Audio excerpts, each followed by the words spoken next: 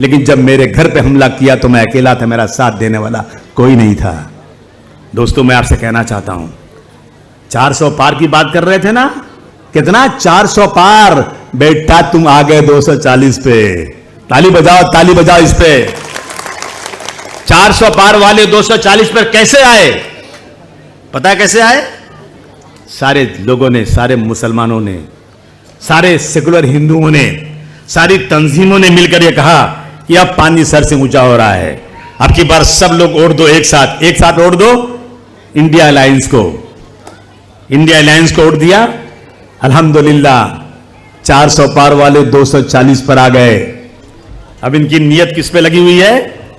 हमारी जो वक्फ की जमीनें हैं, ये वक्फ की जमीनें आपने नहीं दिया, हमें सरकार से नहीं मिली है भाई, हमने खरीदी नहीं है उसको।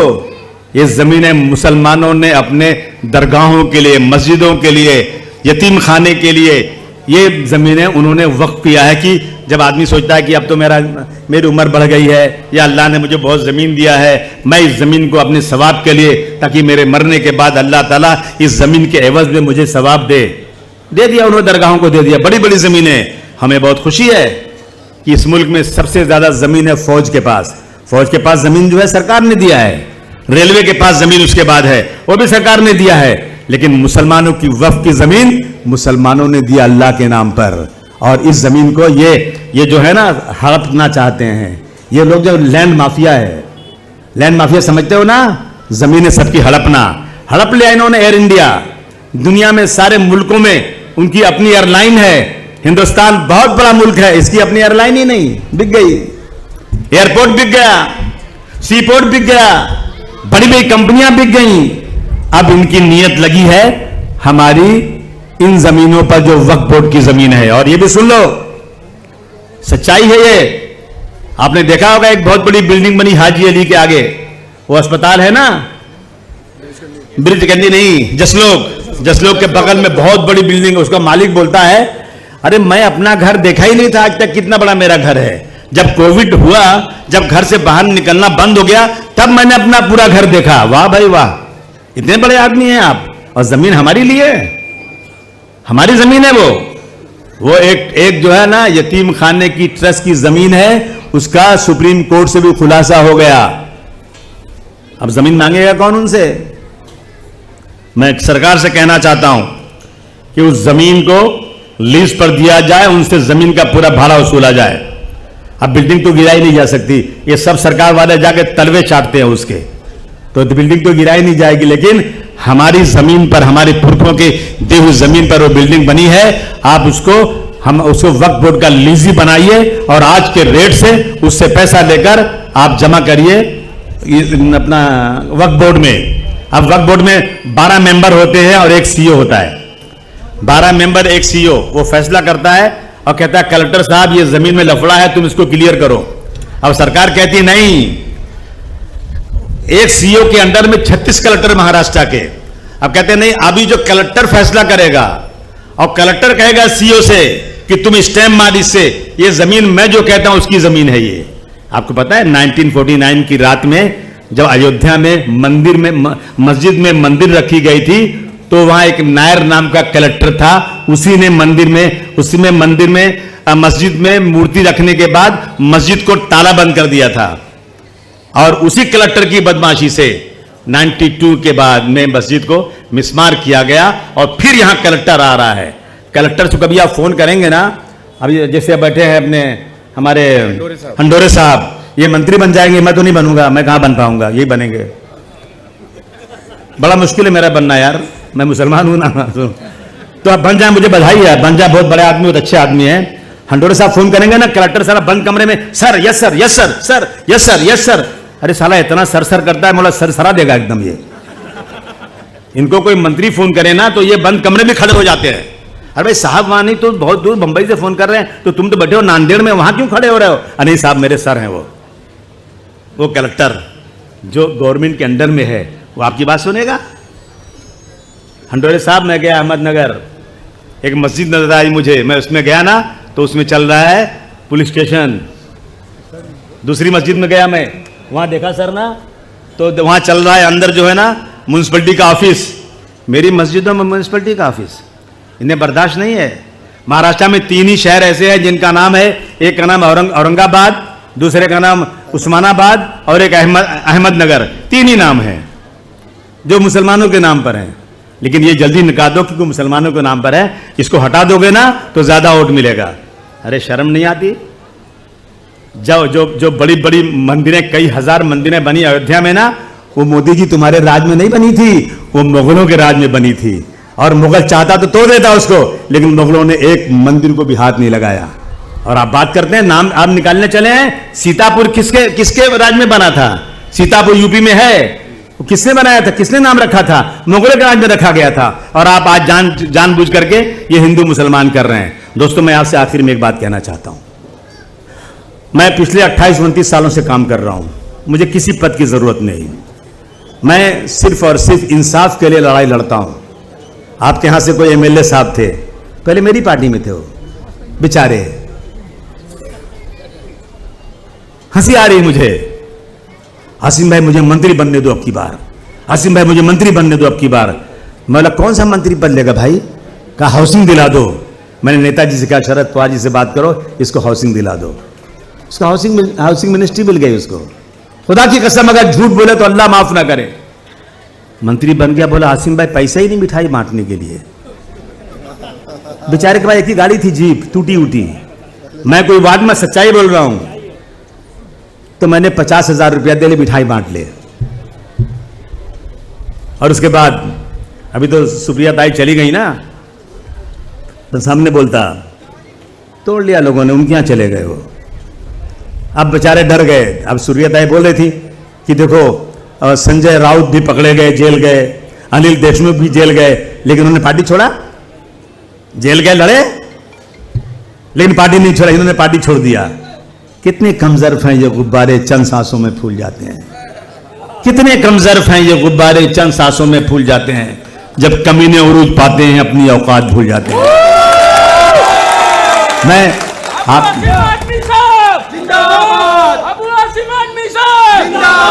बोल अबू आसिम अल्लाह बोल, अल्लाह बोल, अल्लाह बोल, बेईमानों पे हल्ला बोल, अल्लाह बोल, अल्लाह बोल, गद्दारों पे हल्ला बोल, अल्लाह बोल, अल्लाह बोल, और जोर से ऊंचा बोल, अल्लाह बोल, अल्लाह बोल। दोस्तों, मैं 29 सालों से काम कर रहा हूं। मैं जेल में बंद था ना, जिस दिन जेल से छूटा उस दिन मैंने सोचा खुदा की कसम कि कुत्ता और बिल्ली भी अपने बच्चों को पाल लेती है। अबू आसिम, अगर तुम इस दुनिया में अपने बच्चों के लिए जिया तो इंसान नहीं जानवर है। उस दिन मैंने कसम खाया, वो दिन आज का दिन है। आज का दिन है। आज तक मेहनत कर रहा हूं। मैं किसी पार्टी में गया आज तक? मैंने कोई मंत्री पद के लिए कोई पार्टी छोड़ा? नहीं। लड़ूंगा। किसी के सामने घुटने टेकने का नाम अबू आसिम आजमी नहीं है। अब इनको लड़ना है मेरे इलाके से। अबू आसिम को हराना, आओ हरा दो, कोई फर्क नहीं पड़ता। अल्लाह पाक जिसको इज्जत दे, हरा दो। ये कोई जन्नत जाने का रास्ता नहीं है, कोई जन्नत का रास्ता नहीं है। हार जाऊंगा कोई बात नहीं, लेकिन एमएलए लीडर नहीं होता, एमपी लीडर नहीं होता। लीडर तो जनता बनाती है यार, जो लीडर होता है।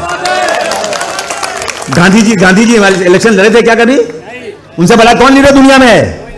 मुझे बताओ। डॉक्टर भीमराव अंबेडकर साहब लड़ते थे, कांग्रेस लड़के सामने से हार जाते थे वहां पर। और उसके बाद मुसलमानों ने सोचा, मुस्लिम लीग ने सोचा कि इतना बड़ा इंटेलेक्चुअल आदमी है, इसको पार्लियामेंट जाना चाहिए। तो मुस्लिम लीग ने कलकत्ता में वेस्ट बंगाल से अपनी एक सीट पर उनको पार्लियामेंट भेजा। एक बार गए वो बस, लेकिन वो लीडर है। उनका नाम लीडर, जिन्होंने अपनी कौम के लिए, इस देश के लिए जो काम किया ना, रहती दुनिया तक कोई माइक अला उसको बोल नहीं सकता। उनको बोलते लीडर। अबे यहां 25-10 बार एमएलए एमपी चुन के जा रहे हैं, कुत्ता पूछता नहीं उनको? लीडर बनो, लीडर।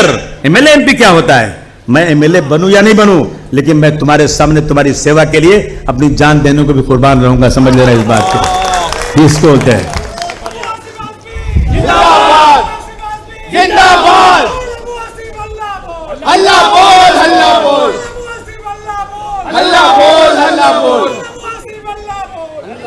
अब उनको लड़ना है, उनकी बिटिया को भी लड़ना है, बहन को भी लड़ना है। अरे भाई सबके सब लड़ना है, सबको लड़ना है, सबको एमएलए बनना है। दोस्तों, हम कहते हैं हमको जो है अपने मुस्लिम कैंडिडेट को चुन के लाने देना है। मुस्लिम कैंडिडेट को चुन के लाना है, बोलते हैं ना सब लोग कि ज्यादा से ज्यादा मुसलमान को चुन के लाने देना है। तो हमारे लोग हमारे ही दुश्मन, अपने ही दुश्मन हैं। मैं उस दिन कुछ पढ़ रहा था, एक शेर पढ़ रहा था, कहां चला गया मेरा शेर यार। न जाने क्यों मेरा दोस्त मुझको आजमाता है, न जाने क्यों मेरा दोस्त मुझको आजमाता है, जिसे आगे बढ़ाता हूं वही मुझे पीछे हटाता है, जिसे आगे बढ़ाता हूं वही पीछे हटाता है। खता इसमें तेरी क्या है, ये मेरा ही मुकद्दर है। खता इसमें तेरी क्या है, ये मेरा ही मुकद्दर है। सहारा जिसको देता हूं वही पीछे गिराता है। तरस भी मुझको आता है, हंसी भी मुझको आती है। तरस भी मुझको आता है, हंसी भी मुझको आती है। मेरा पाला हुआ कुत्ता, चुप बच्चा, मेरा पाला हुआ कुत्ता मुझे आंखें दिखाता है। क्या जमाना आ गया भाई। इसलिए दोस्तों कहते हैं ना, समझ में कुछ नहीं आता, यकीन किस पे किया जाए। समझ में कुछ नहीं आता। मैं तो सुप्रिया सुरे जी को पढ़ने सुनाने वाला चली गई हो, लेकिन उनके पार्टी के लोग जाके बता देना आसिम भाई शेर पढ़ रहे थे। समझ में कुछ नहीं आता, यकीन किस पे किया जाए। गला तो भाई भी दुश्मन से मिलकर काट देता है, गला तो भाई भी दुश्मन से मिलकर काट देता है। बुलंदी पर पहुंचने की दुआ किसके लिए मांगू, बुलंदी पर पहुंचने के लिए दुआ किसके लिए मांगू, जिसे सर पर बिठाता हूं वही सर काट देता है। दोस्तों अब की बार सब एक हुए ना, तो 400 पार वाले 240 पे आए। मानते हैं कि नहीं मानते हैं आप? बोलिए, सब मानते हैं कि नहीं मानते हैं?